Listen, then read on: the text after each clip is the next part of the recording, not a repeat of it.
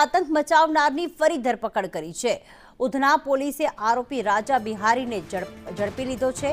Hotel માલિક પાસે રાજા બિહારીએ 10,000ની ખંડણી માંગી હતી।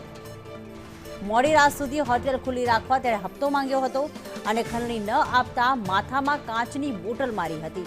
હોટેલના ગલ્લામાં જે 4,750 રૂપિયા પડ્યા હતા તે પણ કાઢી લીધા હતા।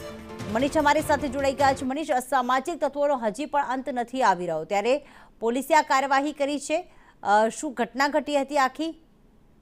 જી બિલકુલ, વાત કરીએ તો સુરતના ઉધના વિસ્તારમાં ઇન્ડસ્ટ્રીયલ વિસ્તાર આવેલો છે। ત્યાં આગળ આ રાજા બિહારી નામના જે લુખ્ખા તત્વનો આતંક સામે આવ્યો છે, જે મોડી રાત સુધી હોટલ ખુલ્લી રાખવી હોય તો તેને હપ્તો આપવો પડશે તેમ કહીને આ જે દુકાનદારને છે તે માર માર્યો હતો અને કાચની બાટલી મારીને તેને લોહી લુહાણ હાલતમાં ગંભીર કરી દીધો હતો। સમગ્ર મામલે આજુબાજુના લોકો છે તે દોડી આવ્યા હતા। ત્યારે રાજા બિહારીના જે કહેવાય કે ચુંગાલમાંથી છોડાવ્યો હતો। રાજા બિહારીએ છે તે એના ગલ્લામાં હાથ નાખીને જે રૂપિયા પર કાઢી લીધા હતા અને કહ્યું હતું કે મારું નામ રાજા બિહારી છે, કાટ ડુંગર, આવી ધમકી આપી હતી અને સાથે જ વાત કરીએ તો રૂપિયા લઈને ફરાર થઈ ગયો હતો। સમગ્ર મામલે જે ભોગ બનનાર છે તેને ઉધના પોલીસ મથકમાં ફરિયાદ નોંધાવી હતી, જ્યાં ફરિયાદના આધારે આ આરોપી રાજા બિહારીની ધરપકડ કરી લીધી છે અને તેને કાયદાનું ભાન કરાવ્યું છે। જી આભાર મનીષ તમામ માહિતી માટે।